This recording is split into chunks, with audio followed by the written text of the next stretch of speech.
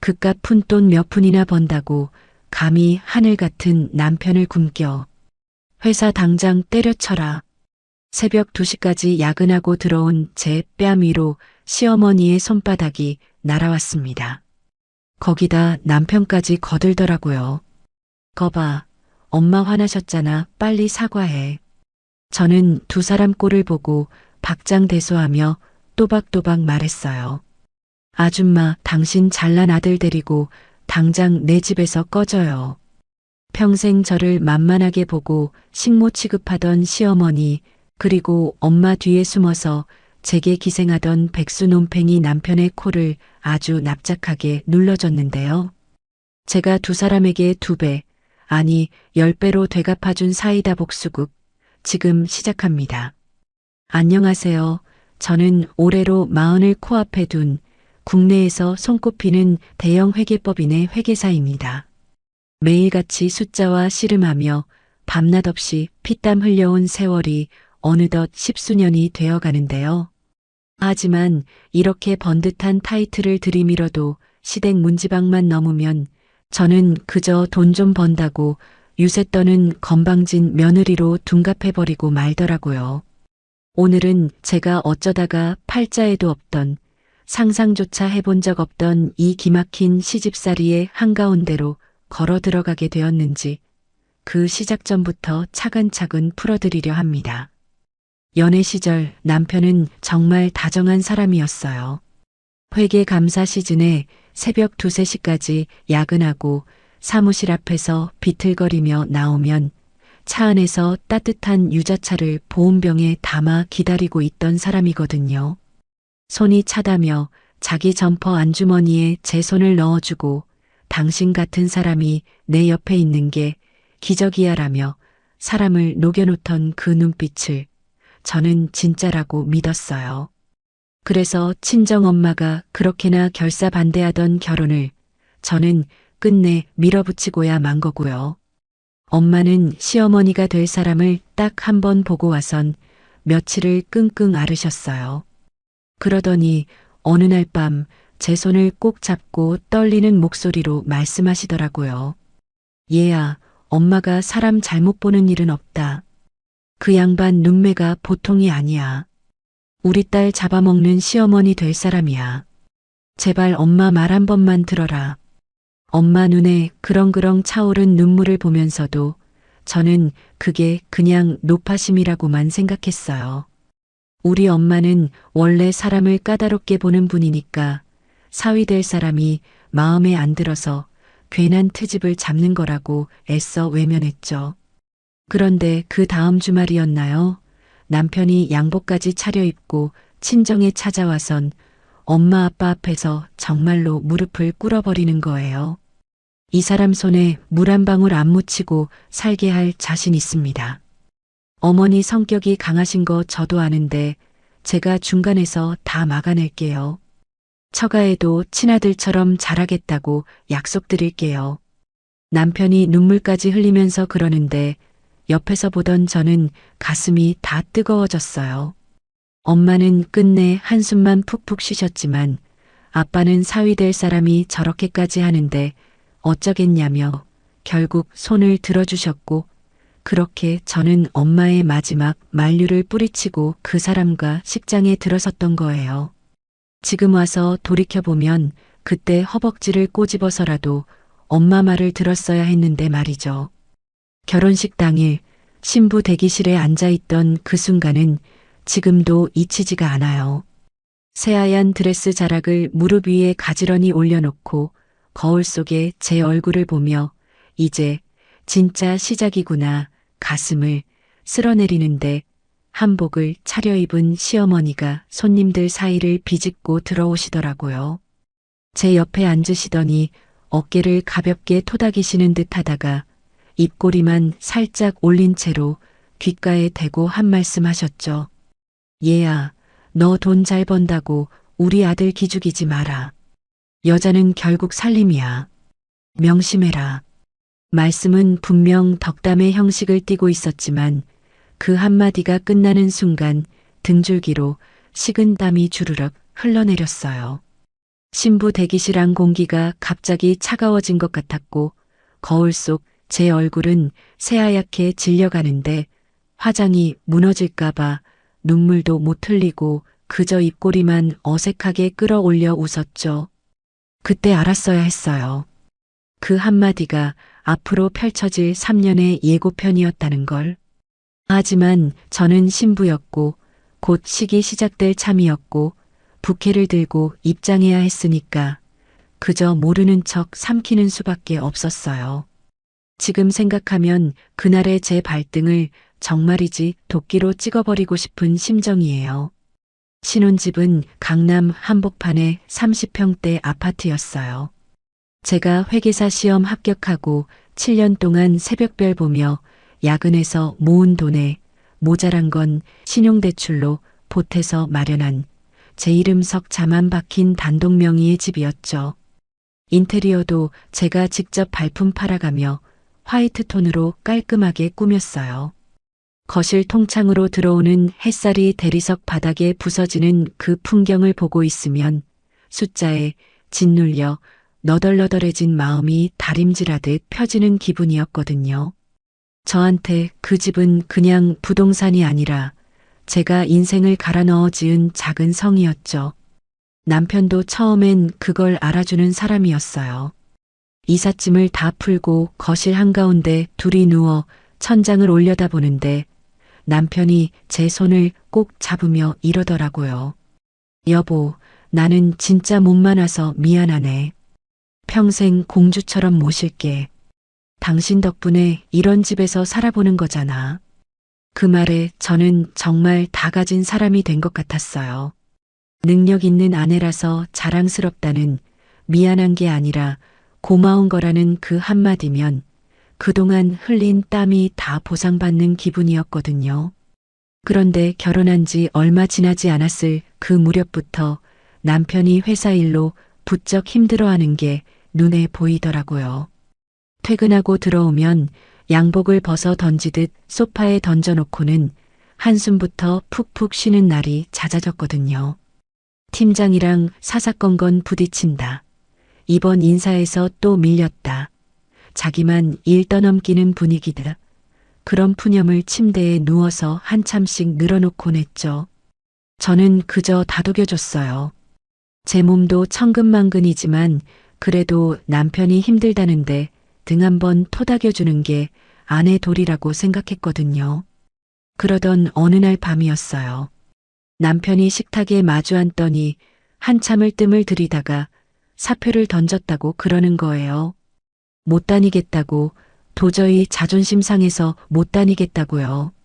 저는 그 자리에서 숟가락을 내려놓고 한참을 멍하니 바라봤지만 결국엔 고개를 끄덕여줬어요. 당신이 그 정도면 진짜 힘들었을 거라고, 좀 쉬다가 천천히 알아보자고, 그동안은 내가 벌면 되니까 걱정하지 말라고요. 남편이 제 손을 꼭 잡으면서 미안하다고, 금방 자리 잡고 다시 일어서겠다고 그러는데 그 말이 어찌나 든든하게 들리던지요.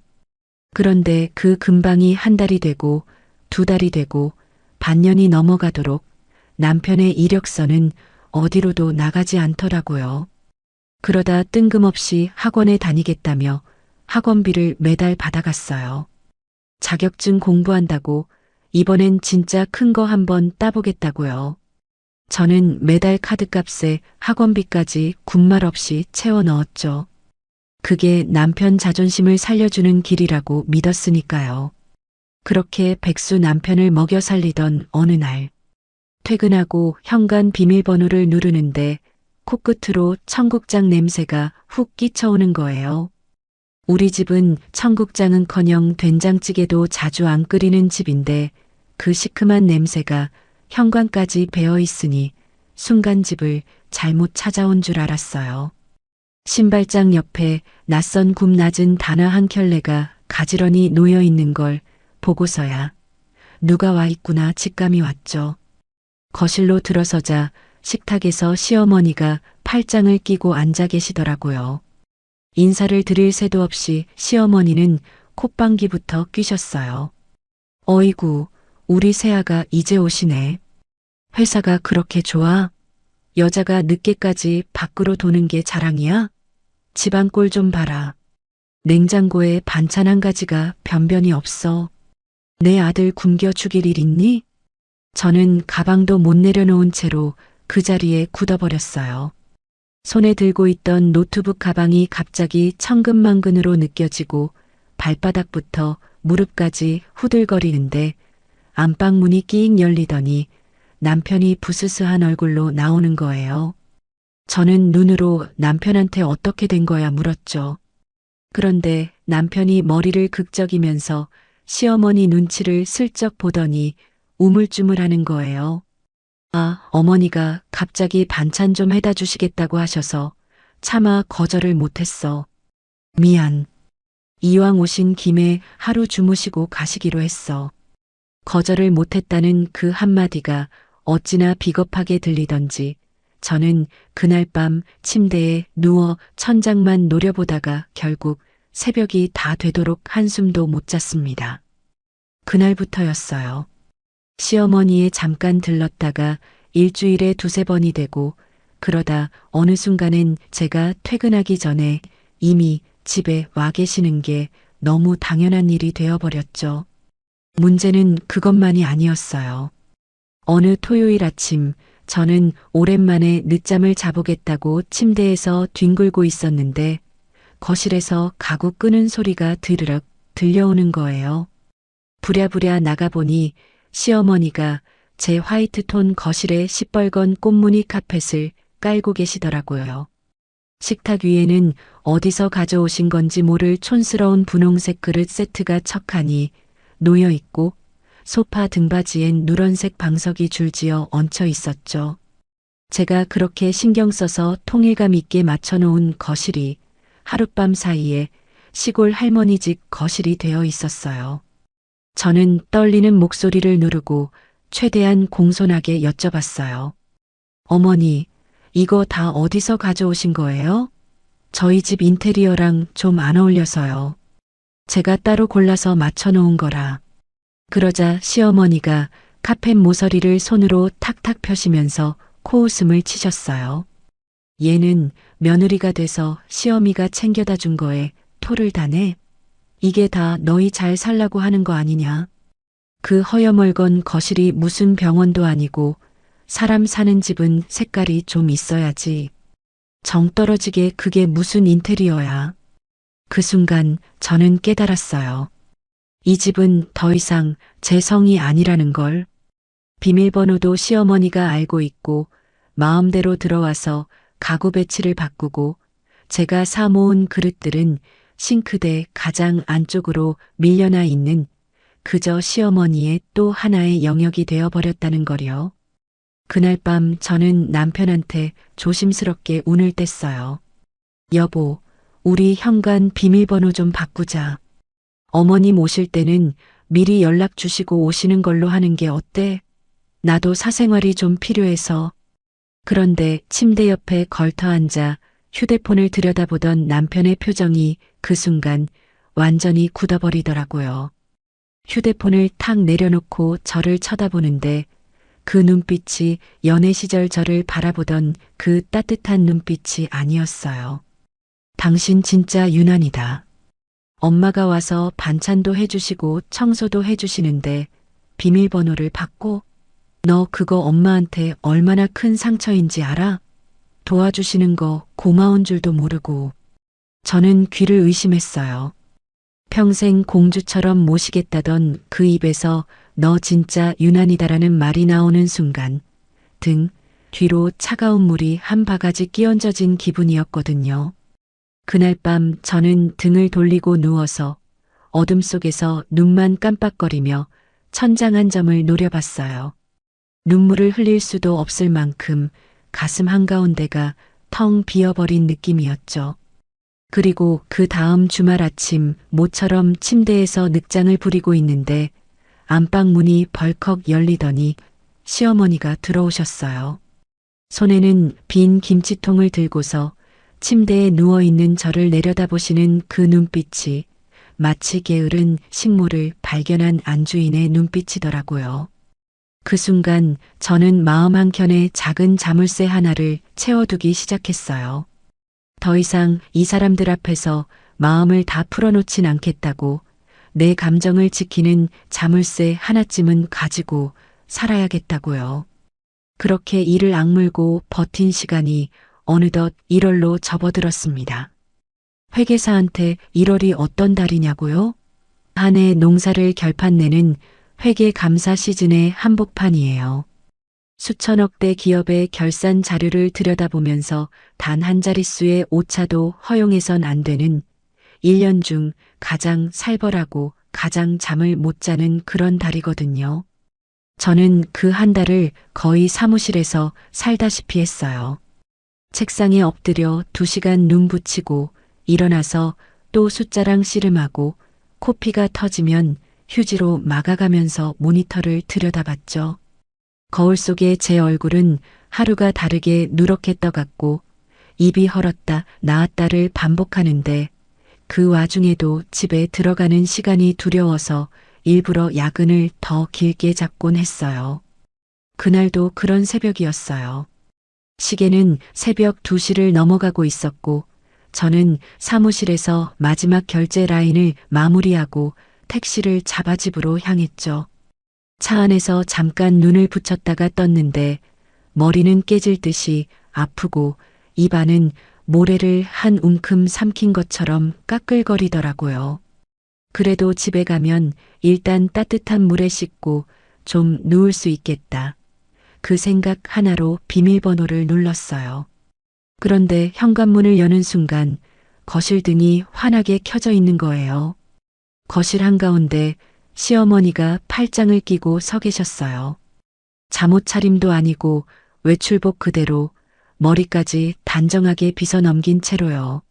마치 한참 전부터 저를 기다리고 있었다는 듯이 매서운 눈빛으로 저를 위아래로 훑으시는데 그 시선이 어찌나 따끔하던지 코트 안쪽까지 다 발가벗겨지는 기분이었어요. 그리고 식탁 쪽으로 시선을 돌리는 순간 저는 가방을 떨어뜨릴 뻔했죠. 식탁 위에는 배달 음식 용기가 산처럼 쌓여 있었어요. 치킨 박스에 족발 포장지까지.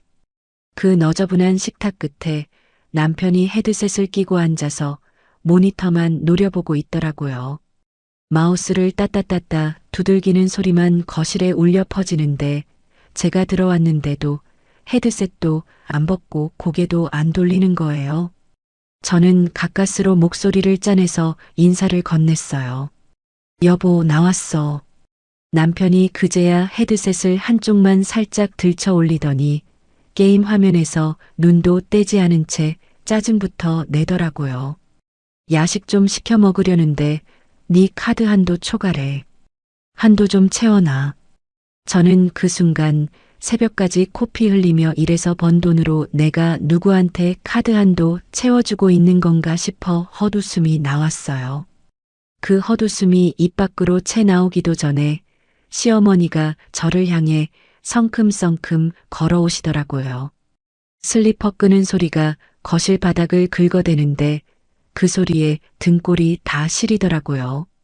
어디 여편니가 새벽까지 쏘다녀. 회사 일이 그렇게 좋아? 돈 몇 푼 번다고 유세야, 유세가? 감히 내 아들을 굶겨? 너 같은 며느리는 처음 봤다, 진짜. 당장 회사 때려치워라. 여자가 집안 챙겨야지. 이게 어디 사람 사는 집이냐? 그 순간 저도 모르게 가방 끈을 움켜쥐고 있던 손에 힘이 들어갔어요. 3년 동안 꾹꾹 눌러 담아왔던 게 가슴 한가운데서 부글부글 끓어오르는데 이번엔 도저히 자물쇠로 잠가둘 수가 없더라고요. 입안에서 단어들이 마구잡이로 튀어나오려고 발버둥 치는 게 느껴졌어요. 누구 맘대로 때려쳐요. 여기 제 명의로 된 제 집이에요. 그리고 저는 어머님 아드님 먹여 살리느라 새벽까지 일하다 들어온 거고요. 굶었다고요?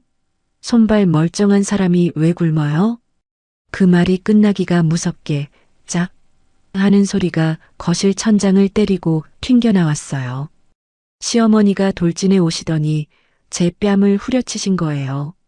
손바닥이 얼굴에 닿는 순간 고개가 옆으로 확 꺾이고 귓속에서 삐 하는 이명이 길게 울리는데 입술 안쪽이 이에 찢긴 건지 비릿한 피 맛이 혀끝에 번지더라고요.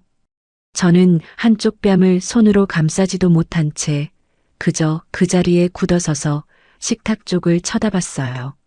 남편이 봤겠지, 봤을 거야, 봤으면 뭐라도 하겠지 하고요. 그런데 남편은 마우스에 올린 손도 안 떼고 게임 화면에서 눈도 안 떼고 이렇게 중얼거리는 거예요.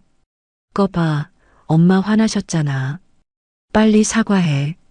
그 한마디가 새벽 2시 거실에서 어떻게 그렇게 또렷하게 제 귀에 박혔는지 모르겠어요.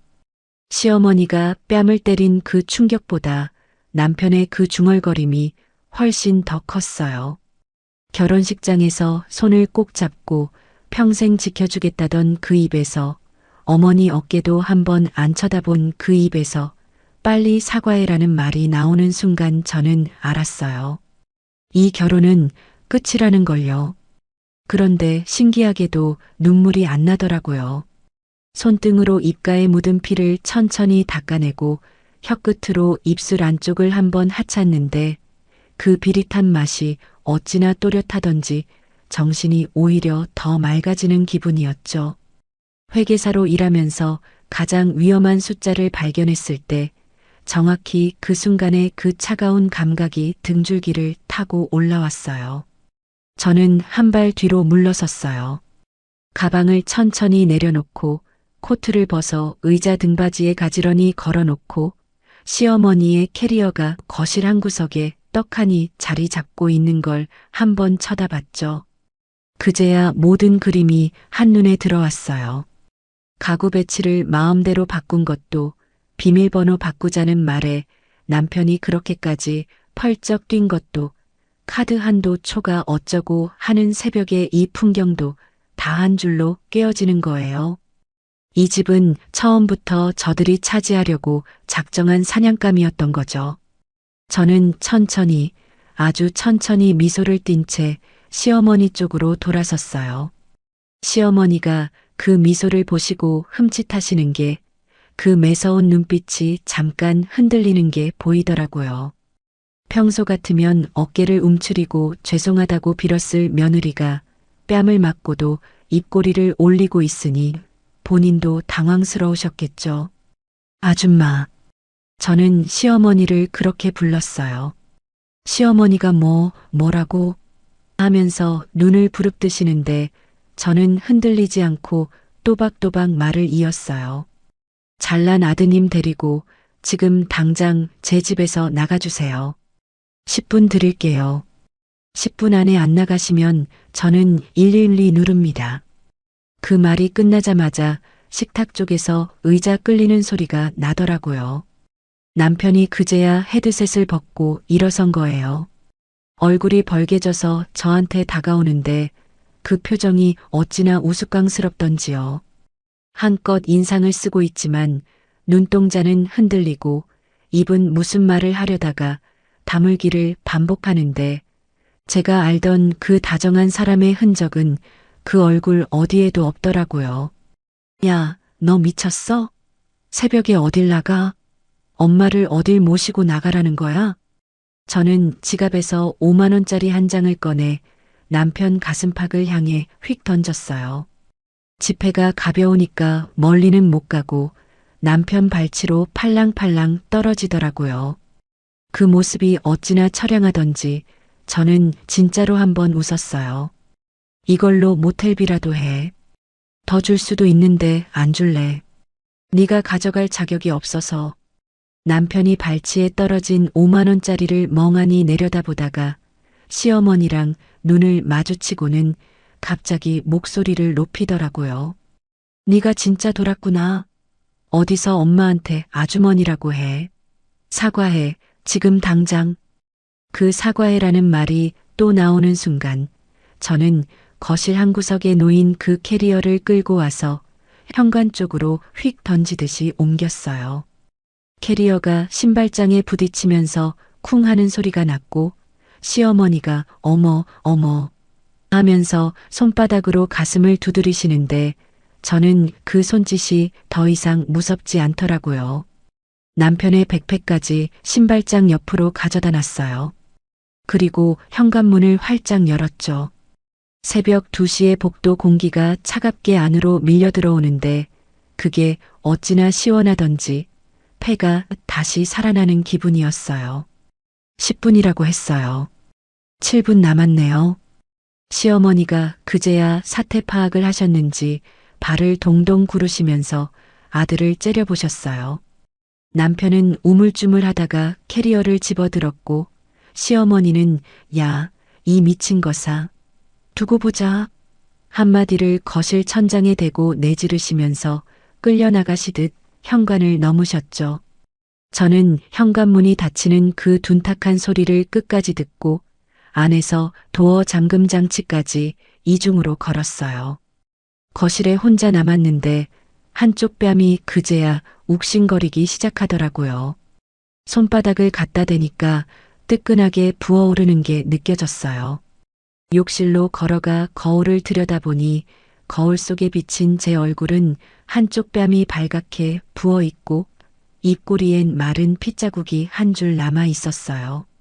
그런데 이상하게도 그 얼굴이 3년 만에 처음 보는 제 진짜 얼굴 같더라고요. 저는 입가의 핏자국을 손가락으로 한 번 더 닦아내고 거울 속에 저한테 조용히 말했어요. 이제 시작이야. 휴대폰을 꺼내 거실 천장 구석에 달아둔 홈캠 앱을 열었어요. 새벽 2시부터 지금까지의 영상이 시간순으로 가지런히 저장돼 있었죠. 시어머니가 손을 들어 올리는 장면, 뺨을 때리는 그 짝 소리, 그리고 남편이 중얼거리던 그 한마디까지 한 컷도 빠짐없이요. 저는 영상을 캡처해서 따로 폴더에 저장했어요. 폴더 이름은 증거1이라고 붙였죠. 회계감사 시즌에 단련된 손가락이 이번엔 전혀 다른 종류의 장부를 정리하기 시작한 거였죠. 새벽 2시의 아파트 거실은 시계 초침 소리만 또렷하게 들릴 만큼 고요했는데 그 고요함이 어찌나 낯설던지요. 3년 동안 이 집에서 이렇게 온전히 혼자 있어 본 적이 단 한 번도 없었거든요. 시어머니의 슬리퍼 끄는 소리, 남편의 헤드셋에서 새어나오는 게임 효과음, 식탁 위에 굴러다니는 배달 음식 봉지가 바스락거리는 소리. 그런 잡음들이 사라진 거실은 마치 누군가 음소거 버튼을 눌러놓은 영화 화면 같았어요. 무심코 거실 통창 너머를 가만히 내다본 그때였어요. 단지 입구 쪽 편의점 파라솔에 익숙한 실루엣 2개가 자리를 잡는 게 보이는 거예요. 시어머니의 그 베이지색 트렌치 코트와 남편의 검은색 후드 점퍼, 캐리어를 옆에 끼고서 편의점 야외 파라솔에 자리를 잡더니 봉지에서 소주병을 꺼내 따는 게 멀리서도 보이더라고요. 새벽 2시 반에 모자가 단지 앞 편의점에서 소주를 까고 앉아있는 그 그림이 어쩐지 한참을 들여다봐도 비현실적으로 느껴졌어요. 평생을 위험 있는 시어머니로 군림해 오신 그분이 머리에 컬을 단정하게 살린 채로 소주를 들이켜고 계시다는 게 말이에요. 전 웃음을 꾹 참으며 사진을 한 장 남겨놨답니다. 그리고 1시간쯤 지났을까요? 새벽 3시 반쯤이었어요. 갑자기 현관문 쪽에서 쿵, 쿵 하고 무언가 부딪히는 소리가 들리기 시작했어요. 처음에는 옆집인가 싶었는데 그 소리가 점점 커지고 빨라지더니 누가 발로 문을 걷어차는 소리라는 걸 알겠더라고요. 거기에 술 취한 목소리가 섞여서 복도가 다 울리도록 고함이 터져나왔죠. 저는 인터폰 앞으로 천천히 걸어가서 화면을 켰어요. 인터폰 카메라에 잡힌 2사람의 얼굴은 1시간 전 거실에서 봤던 그 얼굴이 아니었어요. 시어머니의 얼굴은 발같아 못해 검붉게 달아올라 있었고 머리는 한쪽이 풀어 헤쳐져 정수리 위로 삐죽 솟아 있었어요. 남편은 혀가 꼬여서 발음이 줄줄 새고 있는데 그 와중에 입에서 나오는 단어들은 차마 옮겨 적기도 민망할 만큼 거친 욕설들이었죠. 문 열어 이년아. 내 집이야. 내가 들어가서 가만 안 둬. 저는 그 화면을 한참 가만히 들여다보다가 휴대폰을 꺼내서 인터폰 화면을 향해 카메라를 켰어요. 인터폰에서 흘러나오는 욕설과 발길질에 흔들리는 현관문 화면이 휴대폰 화면 안에 고스란히 담기는 걸 확인하고서야 녹화 버튼을 눌렀죠. 30초쯤 녹화하다가 두 사람이 거의 광인처럼 문을 두드리며 욕설을 퍼붓는 절정의 순간을 충분히 담아내고 저장 버튼을 눌렀어요. 폴더 이름을 한 줄 더 추가했죠. 증거이. 그리고 곧바로 112 버튼을 눌렀어요. 주거 침입과 가정폭력 신고라고 분명하게 밝혔고 가해자가 시어머니와 남편이라는 것까지 말씀드렸어요. 전화기 너머 경찰관도 살짝 당황한 기색이었지만 금세 출동하겠다고 답하시더라고요. 경찰차 사이렌이 멀리서부터 가까워지는 소리가 들리기 시작했을 때 저는 거실 거울 앞에서 머리를 한번 빗어 넘기고 부어오른 왼쪽 뺨이 잘 보이도록 머리카락을 귀 뒤로 넘겼어요. 현관문을 열자 복도엔 두 사람이 캐리어에 기댄 채 비틀거리고 있었고 술 냄새가 코를 찌르더라고요. 경찰관 두 분이 막 엘리베이터에서 내리시는 게 보였죠. 시어머니는 경찰을 보자마자 표정이 굳더니 자세를 고쳐 잡으려고 하셨지만 이미 한 손엔 소주병이 들려 있었고 다리는 후들거리고 있었어요. 누가 봐도 만취한 상태였죠.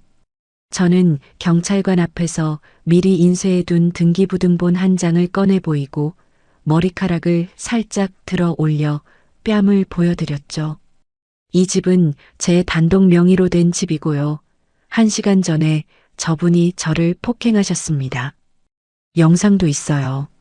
말을 마치고 휴대폰 화면을 켜서 홈캠 영상을 잠깐 보여드렸어요. 시어머니의 손이 올라가는 그 0.5초가 화면에 잡히는 순간 경찰관의 표정이 굳더라고요. 시어머니가 뒤늦게 사색이 되어 손사래를 치시며 아니, 저 며느리가 잘못해서 살짝 훈육을 한 거지. 어쩌고 횡설수설하셨지만 술 냄새와 뺨에 부어오른 자국이 그 어떤 변명보다 또렷한 증거였어요. 두 사람은 결국 경찰관의 손에 이끌려 엘리베이터로 향했어요. 시어머니가 끌려가시면서 뒤를 돌아보며 저를 잡아먹을 듯이 노려보셨지만 저는 두 손을 가지런히 모은 채로 그 시선을 끝까지 받아냈어요. 남편은 한 번도 저를 돌아보지 않았고요. 그 등판을 보면서 저는 속으로 조용히 인사를 건넸어요. 안녕히 가세요 라고요. 문을 다시 잠그고 식탁에 무너지듯 앉았는데 눈물은 한 방울도 안 흐르더라고요. 대신 머릿속에서 엑셀 시트 하나가 차르륵 펼쳐졌습니다.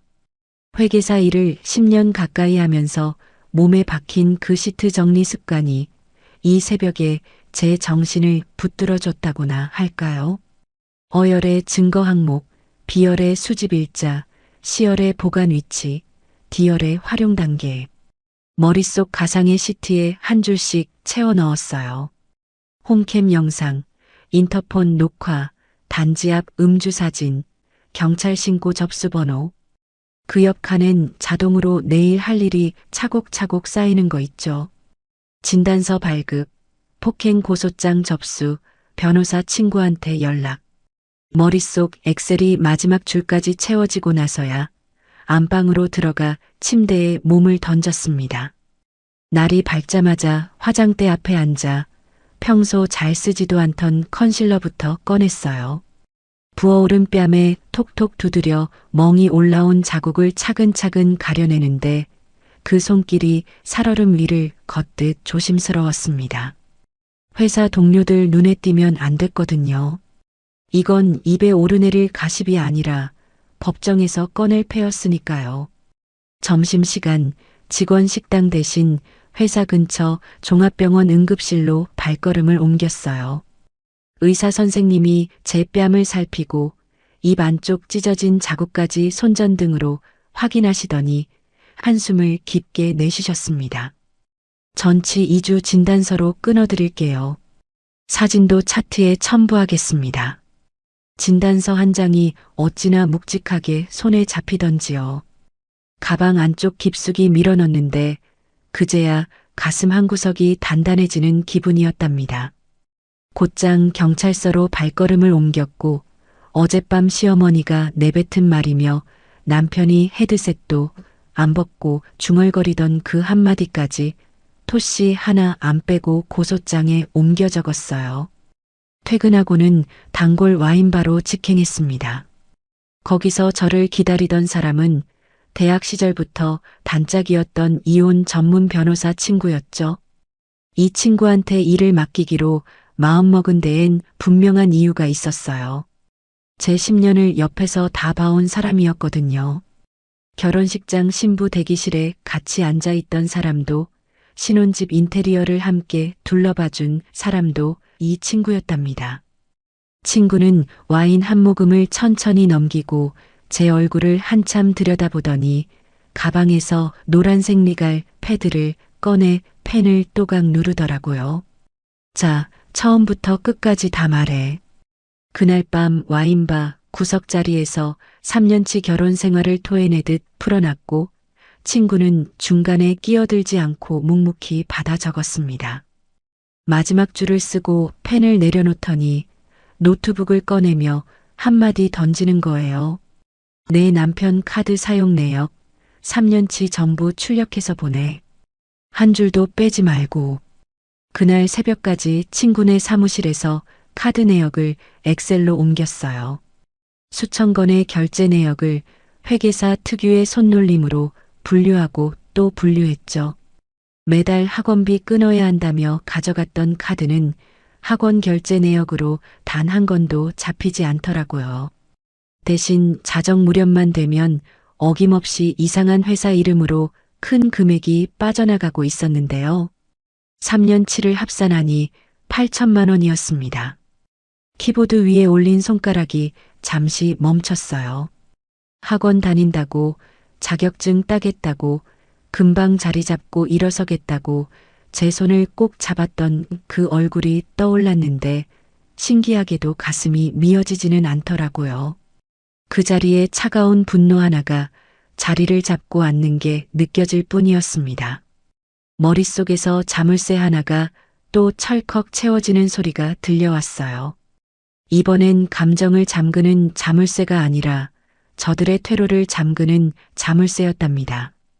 밤을 꼬박 새우고 새벽녘 친구 사무실 창문 너머로 푸르스름한 빛이 새어 들어올 무렵 저는 노트북 화면을 가만히 노려보고 있었습니다. 이름 모를 회사 이름이 뜨는 그 행만 따로 필터링해서 들여다보는데 한 칸 한 칸이 마치 누군가 제 가슴에 박아놓은 압정처럼 따끔거리더라고요. 그런데 이상하게도 그 압정을 빼고 싶지가 않았어요. 오히려 더 깊이 박혀라, 그래야 내가 멈추지 않을 테니까 그런 생각이 들었거든요. 친구가 커피를 한 잔 내밀면서 어깨를 툭 치더라고요. 이 정도면 도박이야. 그것도 상습. 형사처벌 가능한 수준이고 이혼 사유로도 차고 넘쳐. 저는 커피를 받아들고 한 모금 넘기는데 입천장이 데이는 줄도 모르겠더라고요. 도박이라는 단어가 머릿속에서 빙빙 도는데 결혼 3년 동안 그 사람이 학원 다닌다고 했던 그 시간들이 통째로 거짓이었다는 사실이 한꺼번에 밀려들어 오는 거 있죠. 진짜 화는 그때 났습니다. 뺨을 맞았을 때도 아니고 헤드셋 끼고 사과하라고 했을 때도 아니고 3년이라는 시간을 통째로 도둑 맞았다는 걸 깨달은 그 순간에요. 그런데 거기서 끝이 아니었어요. 사무실에서 나와 회사로 출근하는 택시 안에서 카드 내역을 다시 한번 훑어보다가 이상한 결제가 또 눈에 띄더라고요. 외곽 모텔 대실, 그리고 강남 어느 꽃집의 결제 내역. 결혼기념일이나 제 생일에도 꽃 한 송이 안 사주던 사람이 매주 누구한테 꽃을 바치고 모텔을 갔던 걸까요? 저는 그 자리에서 친구한테 전화를 걸었어요. 꽃집이랑 모텔, CCTV 확보 가능해? 친구가 잠깐 침묵하더니 한숨을 한번 길게 내쉬더라고요. 각오는 돼 있지? 각오는 무슨. 어차피 다 끝난 사람이야. 이틀 뒤 친구가 보내온 USB 안에는 모텔 주차장 CCTV 캡처본이 정리되어 있었습니다. 남편의 차가 익숙한 듯이 들어가는 장면, 조수석에서 내리는 여자의 옆모습, 두 사람이 어깨를 맞대고 모텔 로비로 걸어 들어가는 뒷모습까지. 저는 노트북 화면 앞에 앉아 그 사진들을 한 장 한 장 넘겨봤어요. 가슴이 무너질 줄 알았는데 신기하게도 화면을 보는 동안 마음이 점점 차분해지더라고요. 마치 회계 감사 보고서를 검토할 때처럼 항목별로 또렷하게 정리되는 느낌이랄까요? 그런데 그날 밤 거실 소파에 앉아 와인을 한 잔 따르고 있는데 문득 한 장면이 떠오르는 거예요. 시어머니가 우리 집에 오실 때마다 제 노트북을 자꾸 만지작거리시던 모습. 처음엔 신기해서 그러시나 보다 했어요. 어르신들이 컴퓨터 만지는 거 좋아하시잖아요. 그런데 한 번은 제가 화장실에서 나오는데 시어머니가 황급히 노트북을 닫으면서 손등으로 이마에 땀을 닦으시는 걸 본 적이 있었거든요. 그때는 그냥 흘려보냈는데 지금 와서 생각하니 그게 그냥 우연이 아니었을 수도 있겠다 싶었습니다. 저는 와인잔을 내려놓고 노트북을 다시 켰어요. 크롬 브라우저를 열고 검색 기록을 가장 오래된 순서로 정렬했습니다. 손가락이 마우스 휠 위에 올라가 있는데 휠을 돌리는 순간 저는 진짜로 숨을 멈췄어요. 며느리 단독명의 집 가져오는 법, 며느리 쫓아내는 방법, 이혼 시 시댁이 받을 수 있는 위자료, 검색 기록이 한 줄도 아니고 수십 줄이 줄줄이 쏟아져 나오더라고요. 시간대를 확인해 보니 시어머니가 우리 집에 오셨던 날짜와 정확하게 겹쳤어요. 손이 떨려서 마우스 휠 돌리는 게 힘들 정도였습니다. 그제야 모든 퍼즐 조각이 한자리에 척척 맞춰지더라고요. 시어머니가 왜 그렇게 제 집에 눌러 앉으려 하셨는지, 왜 비밀번호 바꾸자는 말에 남편이 그토록 펄쩍 뛰었는지, 왜 가구를 자기 마음대로 바꾸고 자기 영역을 표시하듯 짐을 들여놓으셨는지. 단순한 시집살이가 아니었어요. 8천만 원의 도박빚, 그걸 막기 위한 작전. 며느리를 정신적으로 몰아붙여서 스스로 나가게 만들고 단독 명의로 된 강남 아파트를 통째로 삼키려던 사기극. 그 사기극의 시나리오 작가가 시어머니였고 주연이 남편이었고 저는 그저 그 사기극의 무대 위에 올려진 소품이었던 거죠. 저는 한참을 노트북 앞에 그대로 앉아 있었어요. 와인은 미지근해졌고 거실 시계가 새벽 2시를 알리는 종을 칠 때까지 저는 그 검색 기록을 한 줄 한 줄 캡처해서 폴더에 차곡차곡 저장했습니다. 폴더 이름은 증거 7. 그날 이후 저는 진짜로 다른 사람이 됐어요. 어제까지의 저는 결혼이라는 게 잘못된 길로 접어든 걸 깨닫고 빠져나오려는 한 여자였다면 그날 새벽 이후에 저는 사기 사건의 피해자로서 가해자들을 끝까지 추적해 법정에 세우려는 한 명의 회계사였습니다. 며칠 뒤 변호사 친구를 통해 이혼 소장이 남편 앞으로 발송됐어요. 그날 오후 회사 로비가 갑자기 시끌시끌해지더라고요. 사내 메신저로 직원들이 웅성거리는 소리가 들려오는데 비서가 다급한 얼굴로 제 방문을 두드렸습니다. 이사님, 1층 로비에 남편분이 오셔서 난동을 부리고 계신데 경찰을 부르는 게 좋겠습니다. 저는 일어나서 거울 한번 보고 립스틱을 한번 덧바르고 또각또각 구두굽 소리를 내며 1층으로 내려갔어요. 엘리베이터 문이 열리는 순간 익숙한 고함이 로비 천장을 때리고 있더라고요. 네가 감히 우릴 길바닥에 쫓아내? 나와. 나와서 얼굴 보고 얘기해. 남편은 술이 덜 깬 얼굴로 안내 데스크 앞에서 삿대질을 하고 있었어요. 직원들이 멀찌감치 둘러서서 수군거리고 있는데 그 한가운데로 저는 천천히 걸어 들어갔습니다. 남편이 저를 발견하고는 눈을 부릅뜨더니 달려들듯이 한 걸음 다가오더라고요.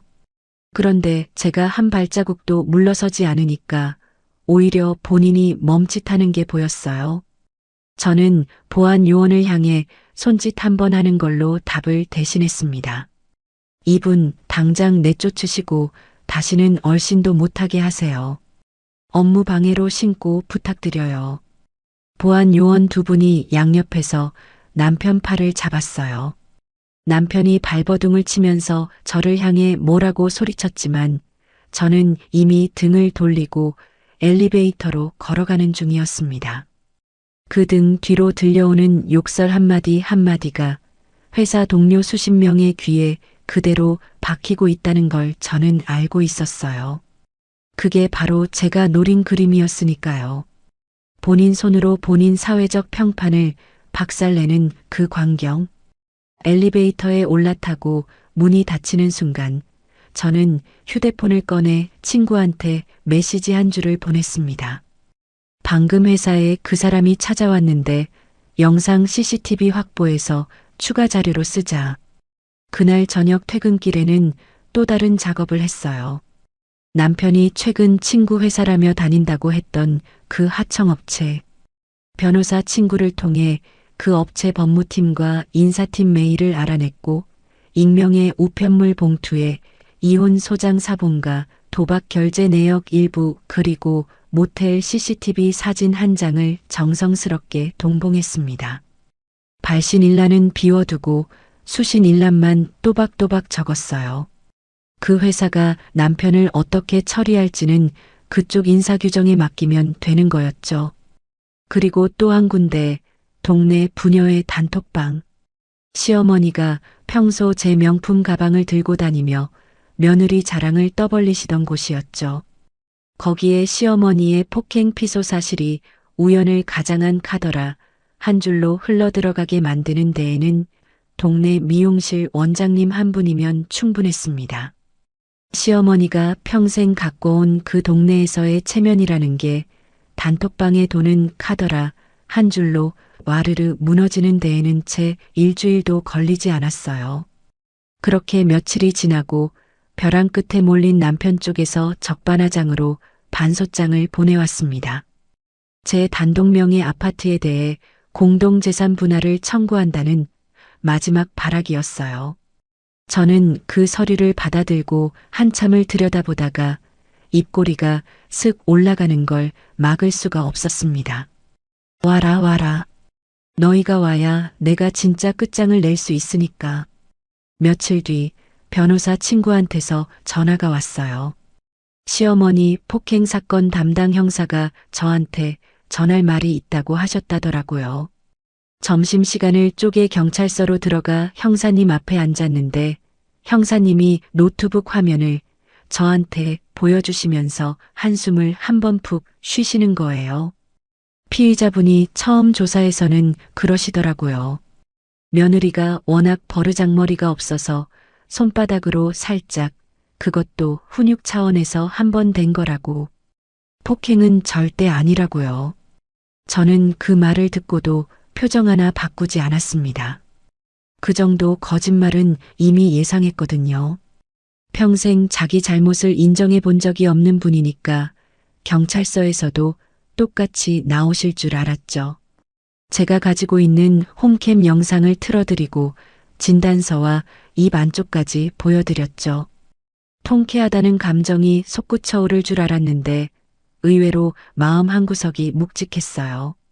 그 양반이 평생 우러러 키워온 시어머니라는 자리, 며느리 위에 군림하던 그 위엄이 몇 분짜리 영상 한 편에 무너졌다는 사실이 어쩐지 한기처럼 등줄기를 훑고 지나갔거든요. 변명할 여지가 없겠군요. 합의 의사 있으시면 알려주시고요. 저는 형사님을 향해 천천히 고개를 저었어요. 합의 의사는 없습니다. 그 말 한마디에 저는 마음속에서 마지막 남아있던 며느리라는 역할의 문을 쾅 닫아 잠갔습니다. 경찰서를 나와 회사로 돌아오는데 휴대폰이 쉴 새 없이 울리더라고요. 모르는 번호로 부재중 전화가 7통. 잠시 후 문자 한 통이 떴는데 시어머니의 친정 조카라는 사람이었어요. 어머님이 너무 힘드시다고 한 번만 만나달라고 비굴한 단어들이 줄줄이 늘어선 그 문자를 저는 한 번싹 읽고는 차단 목록에 넣어버렸습니다. 그리고 사흘이 지난 어느 오후였어요. 점심 약속을 끝내고 회사 건물 앞 횡단보도에서 신호를 기다리고 있는데 누군가 제 팔뚝을 덥석 잡아 깜짝 놀라 돌아봤더니 시어머니가 거기 서 계시더라고요. 지난번 경찰에 끌려가실 때 봤던 그 시어머니가 맞는지 한참을 다시 들여다봐야 했습니다. 나름 맘고생을 하셨는지 살이 쪽 빠지셨더라고요. 저는 그분의 손을 천천히 떼어내고 2걸음 뒤로 물러섰어요. 여기 회사 앞입니다. 보시는 분들이 많아요. 그 말이 끝나기도 전에 시어머니가 보도 위에 풀썩 무릎을 꿇으셨어요. 무릎이 보도블록에 닿는 그 둔탁한 소리에 지나가던 직장인 몇 명이 걸음을 멈추고 우리 쪽을 쳐다보기 시작했습니다. 시어머니가 2 손을 모아 빌듯이 흔들면서 콧물 섞인 목소리로 부르짖으시는데 그 목소리가 어찌나 처량하던지 한때 며느리였던 저로서도 가슴 한 구석이 잠깐 흔들릴 뻔했어요. 잠깐이요. 정확히 1초쯤이었던 것 같습니다. 얘야, 내가 잘못했다. 진짜 잘못했어. 내가 늙어서 노망이 났나 봐. 내가 너한테 어떻게 손을 댔는지 나도 모르겠다. 고소 좀 취하해 주라. 응? 한 번만 봐주라. 늙은이가 감옥엔 못 간다. 진짜로 못 가. 그 모든 단어가 제 귓속으로 또렷이 들어왔지만 이상하게도 그 어떤 단어도 제 가슴 한 칸 안으로는 들어오지 못하더라고요. 결혼식 당일 신부 대기실에서 제 어깨를 토닥이며 살림이나 잘하라고 하셨던 그 입, 청국장 냄새를 풍기며 여자가 돼서 이따위로 사냐고 잔소리하던 그 입, 새벽 2시에 제 뺨을 후려치던 그 손이 지금 보도 위에서 비비고 있는 그 2 손과 같은 손이라는 사실을 잊지 않았으니까요. 저는 손에 들고 있던 아메리카노를 한 모금 천천히 넘기고 시어머니 앞에 살짝 허리를 굽혔습니다.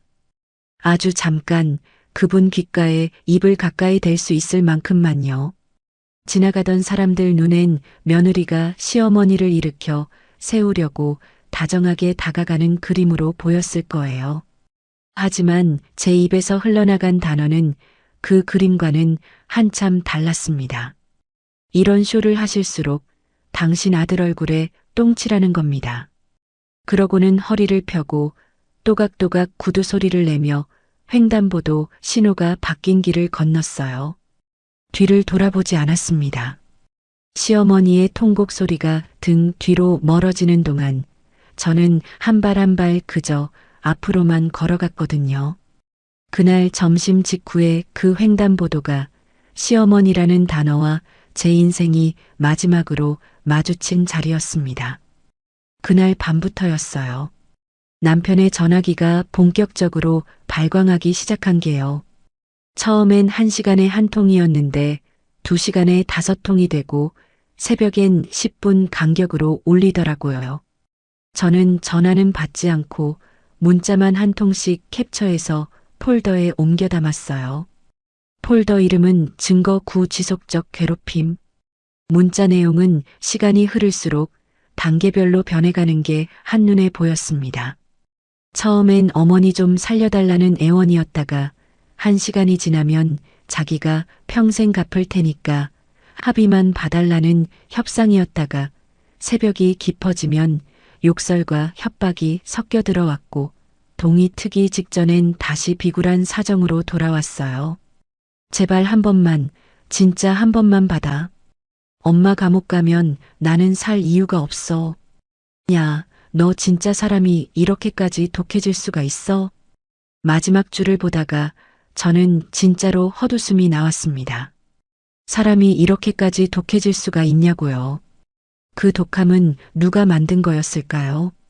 새벽 2시에 야근하고 돌아온 아내한테 카드 한도 채워놓으라고 짜증 부리던 사람이, 도박 빚 8천만 원을 만든 사람이, 어머니 앞에서 아내한테 사과하라고 윽박지른 사람이 누구였는지 그 사람은 정말로 모르고 있는 걸까요? 저는 휴대폰을 비행기 모드로 돌려놓고 침대 옆 협탁에 엎어 놓았어요. 다음 날 아침 비행기 모드를 풀자 부재중 전화 알림이 화면을 가득 채웠어요. 저는 그것조차 일일이 캡처해서 폴더에 추가하고 변호사 친구한테 메시지 한 줄을 보냈습니다. 지속적 괴롭힘이랑 협박 추가 증거로 정리해서 보냈어. 다음 기일에 한꺼번에 제출하자. 몇 달 후 가정법원으로 향하는 그날 아침, 저는 옷장 앞에 한참을 서 있었습니다. 어떤 옷을 입어야 할까 잠깐 망설이다가 끝내 손에 잡은 건 한 번도 꺼내지 않았던 짙은 네이비색 정장이었어요. 회계사 시험에 합격하고 첫 출근하던 날 큰맘 먹고 맞췄던 그 정장.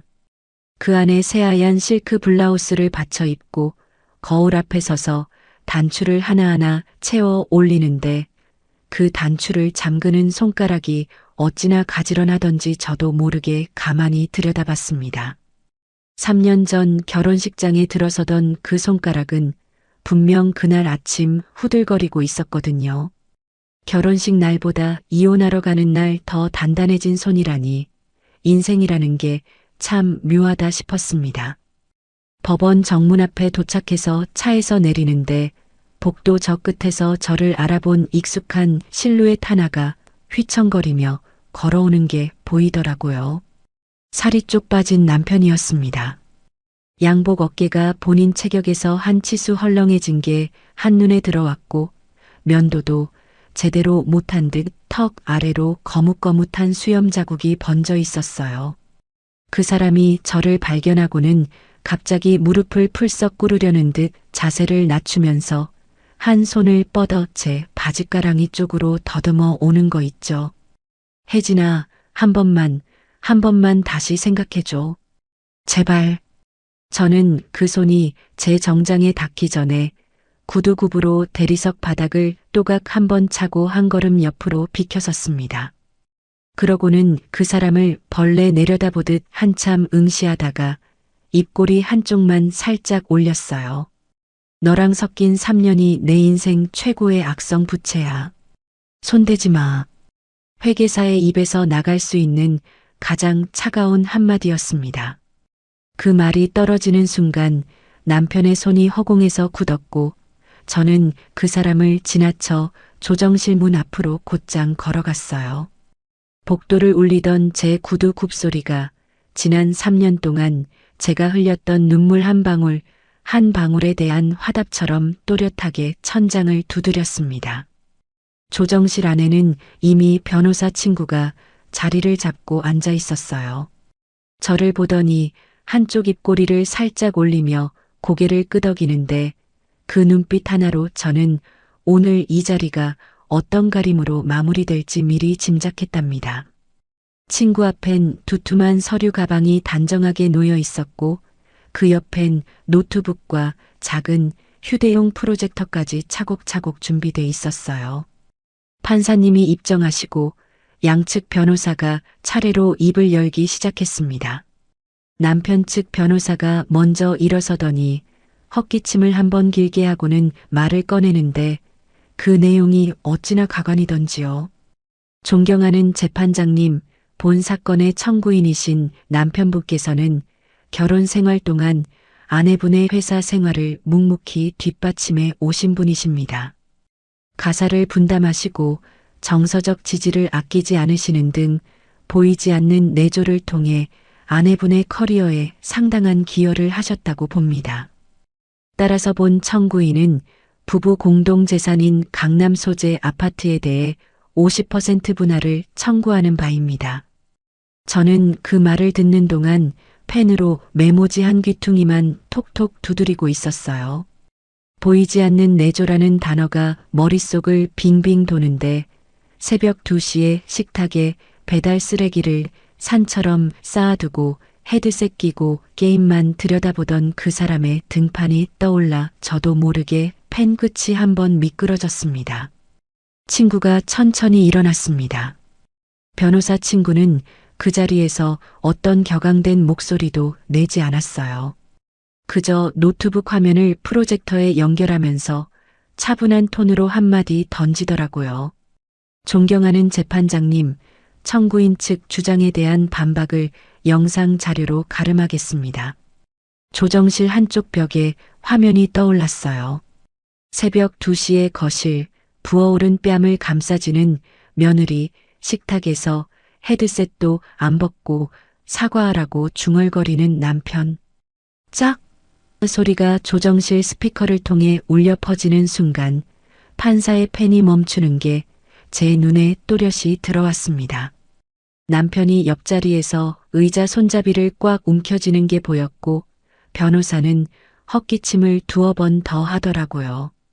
영상이 끝나기도 전에 친구가 다음 자료를 띄웠어요. 이번엔 제가 밤새워 정리한 도박 송금 내역 엑셀이었습니다. 도박회사로 빠져나간 결제 내역에 노란색 형광펜이 차곡차곡 그어져 있었고 합산 금액이 화면 하단에 큼지막하게 떠 있었죠. 8천만 원. 그 옆엔 매주 같은 요일 같은 금액으로 결제된 꽃집 영수증, 외곽 모텔 대실 내역, 그리고 친구가 확보한 모텔 주차장 CCTV 캡처본까지 차례차례 화면을 채웠습니다. 남편 측 변호사가 얼굴이 벌개져서 노트북을 닫으려고 손을 뻗는데 친구가 마지막 카드를 한 장 더 꺼냈어요. 마지막으로 한 가지만 더 보여드리겠습니다. 시어머니께서 청구인 본인명의 노트북에서 직접 검색하신 기록입니다. 화면에 검색 기록이 줄줄이 떠올랐습니다. 며느리 단독명의 집 가져오는 법, 며느리 쫓아내는 방법, 이혼 시 시댁이 받을 수 있는 위자료. 판사의 표정이 일그러지는 게 한눈에 들어왔어요. 친구가 손을 모으고 차분하게 마무리 멘트를 던졌습니다.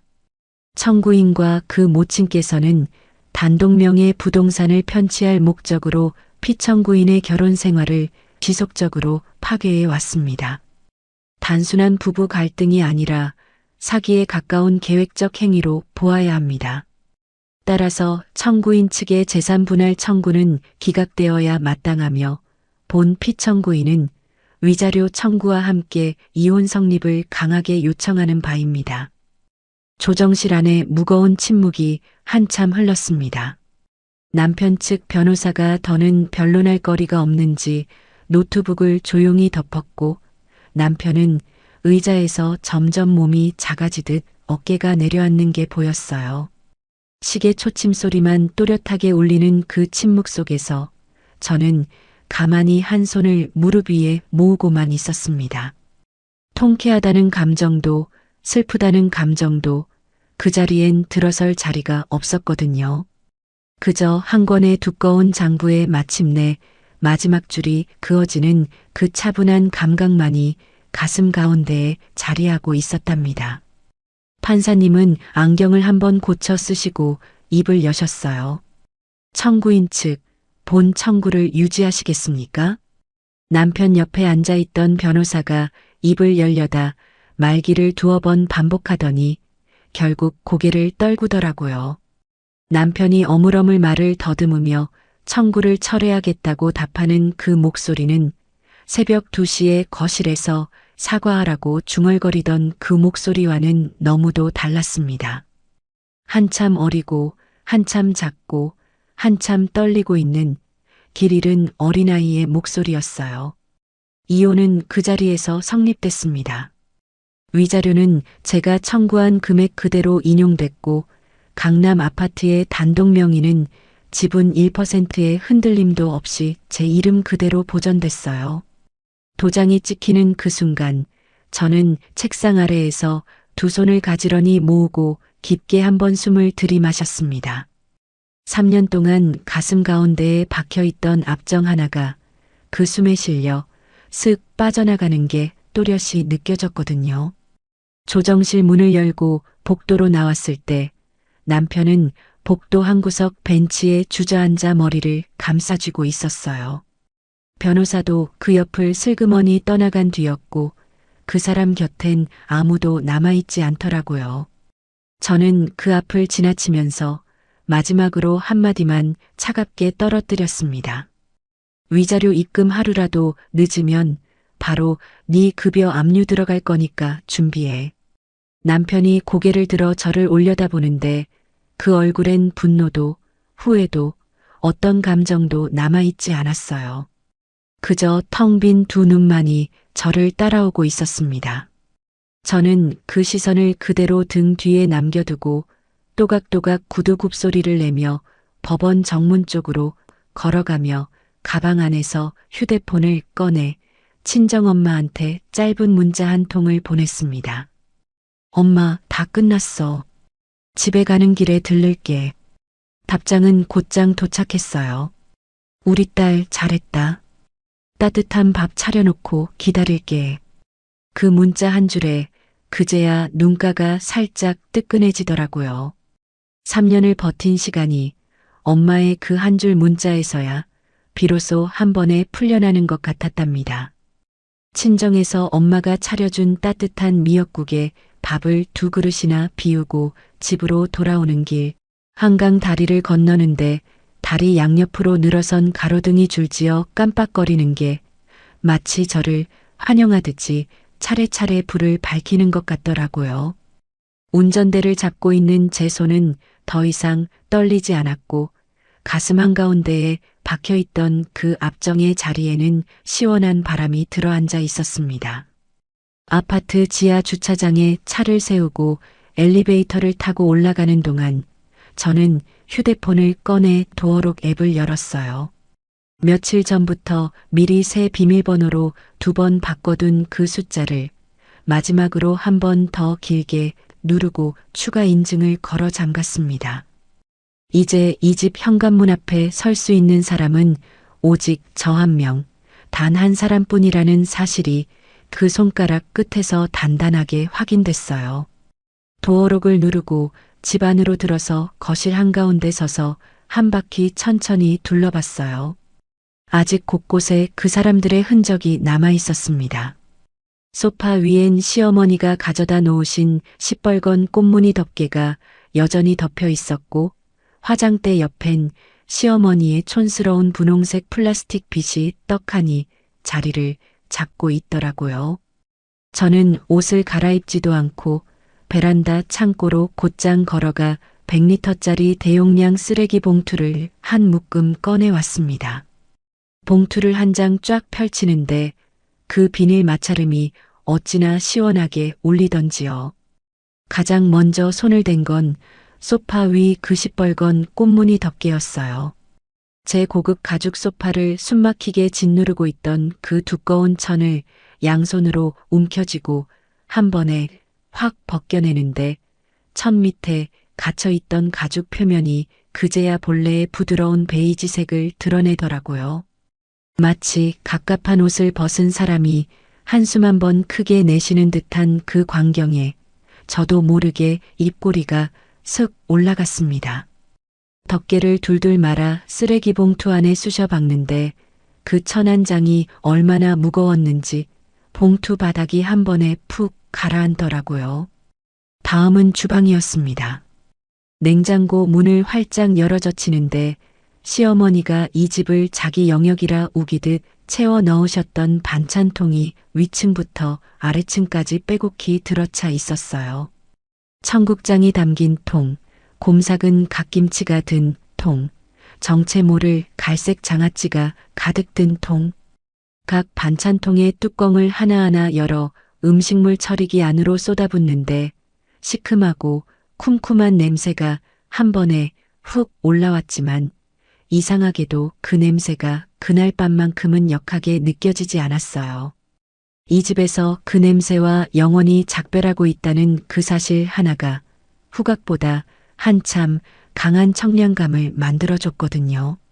빈 반찬통은 차곡차곡 쌓아서 또 다른 쓰레기 봉투에 한꺼번에 담았습니다.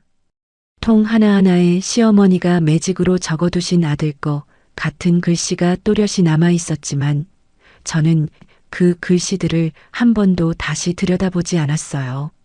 봉투 입구를 단단하게 묶어 현관 옆에 가지런히 세워두고 다음 방으로 이동했습니다.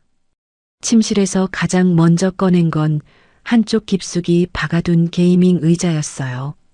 그 사람이 새벽 2시까지 헤드셋을 끼고 앉아 카드 한도를 채우라며 짜증을 부리던 바로 그 의자였습니다.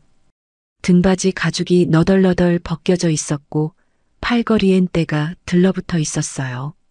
평소엔 도저히 들리지 않을 만큼 무거웠는데 이상하게도 그날 밤은 양팔에 힘이 들어가더라고요. 의자를 그대로 끌고 현관문을 열어 폐기물 수거장에 버려버렸죠. 의자 바퀴가 복도 바닥을 대구르르 굴러가는 그 소리가 어찌나 경쾌하던지 저는 한박 웃음을 지었답니다. 후련함이라는 단어로는 도저히 다 담아낼 수 없는 어떤 감정이 가슴 한가운데를 통과해 지나갔거든요. 집으로 돌아와 거실의 모든 창문과 폴딩 도어를 활짝 열어젖혔어요. 차가운 밤바람이 거실 한가운데로 쌓아 밀려 들어오는데 그 바람이 식탁 위 잔재들을 살랑살랑 흔들고 커튼 자락을 들썩이고 천장에 매달려 있던 시어머니의 그 가식의 냄새까지 한 번에 걷어내려가는 게 또렷이 느껴졌습니다. 3년 동안 이 집 천장에 들러붙어 있던 그 무겁고 시큼한 공기가 마치 누군가 환풍기를 새로 단 듯이 거실에서 한 번에 빠져나가더라고요. 옷을 갈아입고 와인 셀러에서 가장 오래 묵혀둔 레드와인 한 병을 꺼냈습니다. 결혼하고 한 번도 따지 못한 채 곱게 모셔두기만 했던 와인이었어요. 코르크가 뽑히는 묵직한 소리가 거실 한가운데 한 번 울리고 크리스털 잔에 따른 자줏빛이 강남의 야경을 머금은 채 잔잔히 흔들렸습니다. 통창 앞 의자에 자리를 잡고 앉아 와인 한 모금을 천천히 넘기는데 그 떫고 깊은 맛이 혀끝에서 가슴까지 단번에 흘러내려갔어요. 오직 제 땀으로 일군 집, 제 이성으로 지켜낸 자존감, 그리고 누구의 눈치도 보지 않아도 되는 한밤중 저는 통창 너머 빛의 강을 향해 가만히 잔을 들어 보였습니다. 더는 새벽에 거실 등을 보고 가슴 졸일 일이 없고 카드 한도를 채우라며 짜증 부릴 사람도 없고 제 단독명의 아파트에서 식모처럼 부려질 일도 없다는 사실. 그 세 줄의 결산표가 가슴 가운데에 또렷이 박혔어요. 깊게 한번 숨을 들이마시는데 그제야 진짜 미소가 입가에 천천히 번지더라고요. 그렇게 1년이 흘렀습니다. 그 사이 저는 정말이지 한눈 팔 새 없이 달려왔어요. 회계 감사 시즌이 2번이나 지나가는 동안 새 클라이언트 3곳을 추가로 맡았고 후배 회계사 2명을 직접 키워 팀에 안착시켰습니다. 집에서도 1년 동안 참 많은 게 달라졌습니다. 거실 한가운데에 좋아하던 그랜드 피아노를 한 대 들여놨고 결혼 전부터 늘 배워 보고 싶었던 와인 소믈리에 과정을 주말마다 다녔고 친정엄마를 모시고 매달 한 번씩 호캉스를 다녀왔거든요. 엄마가 호텔 침대에 누워 우리 딸 덕분에 호강한다 그러시는데 그 한마디에 가슴 한가운데가 어찌나 뜨끈해지던지요. 친구들과의 모임도 다시 시작했어요. 결혼하고 자연스럽게 멀어졌던 대학 동기들한테 먼저 연락을 돌렸고 한 달에 한 번씩 와인바에 모여 시답자는 농담으로 새벽까지 웃었습니다. 어떤 날엔 변호사 친구가 새로운 의뢰인 얘기를 들려줬고 어떤 날엔 제가 회사 신입사원 얘기를 풀어놓았고 또 어떤 날엔 그냥 아무 말 없이 와인잔만 부딪히며 한참을 앉아 있기도 했어요.